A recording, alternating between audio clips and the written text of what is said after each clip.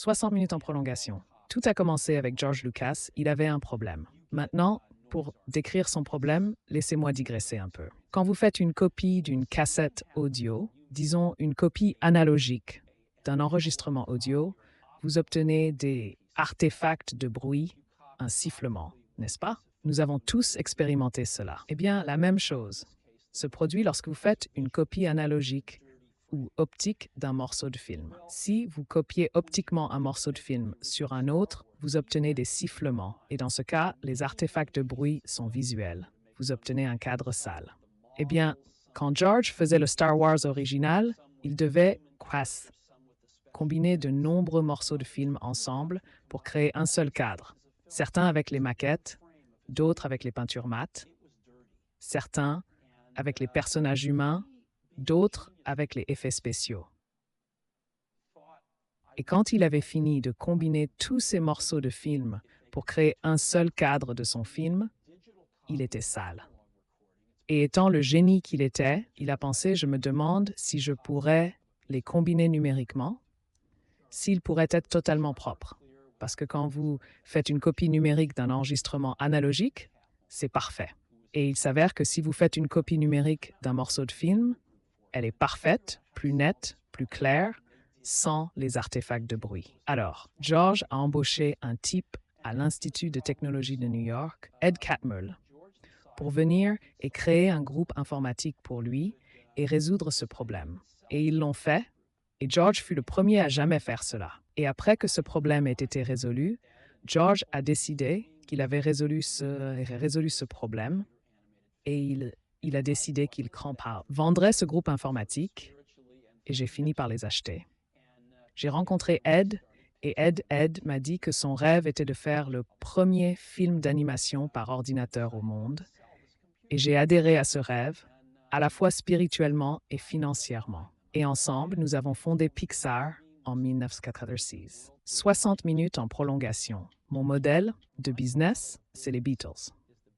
Vous savez, ils étaient 4 gars très talentueux qui gardaient les tendances négatives de chacun en échec.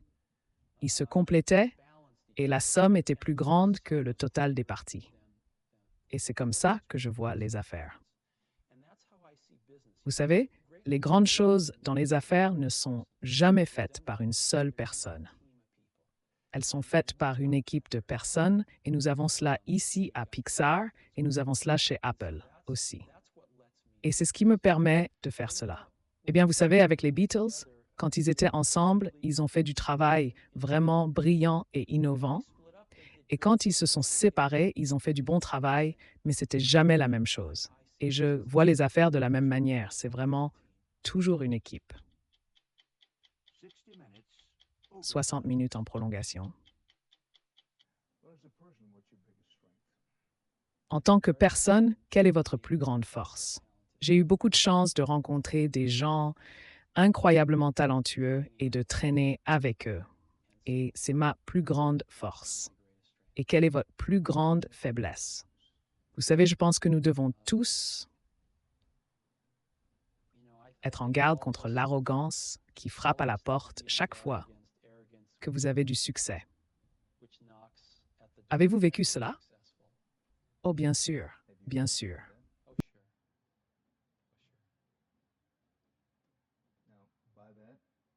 Maintenant, pour cela, corrigez-moi. Si je me trompe, il y a un incroyable haut avec le succès initial d'Apple, puis d'autres concurrents arrivent, et ce n'est pas si génial.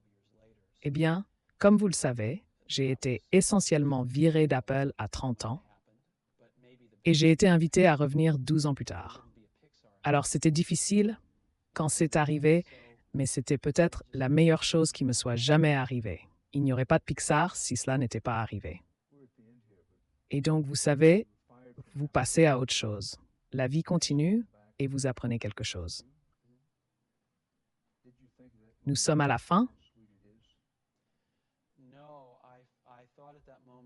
mais quand vous avez été viré d'Apple et ensuite invité à revenir, quand vous savez à 42 ans, avez-vous pensé à ce moment-là, comme c'est doux? Non, j'ai pensé à ce moment-là, quel cercle de la vie. Vous savez, la vie est toujours mystérieuse et surprenante, et vous ne savez jamais ce qui vous attend au prochain tournant. 60 minutes en prolongation. Merci d'être venu aujourd'hui.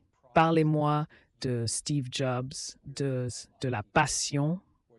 Qu'est-ce qui vous pousse? Vous savez, j'aime travailler avec des gens qui créent des produits qui seront utilisés ou expérimentés par beaucoup de gens, où vous avez une chance, de manière très modeste, d'influencer la façon dont les choses se passent, d'influencer la manière dont les gens perçoivent un produit ou même peut-être le monde d'une petite manière. Et j'ai beaucoup de chance, je peux faire ça chez Apple. Vous savez, je crois toujours que, vous savez, que toujours pour l'industrie informatique, on est à ses balbutiements, qu'il y a encore beaucoup d'innovations à venir. Je suis optimiste à l'avenir de l'industrie.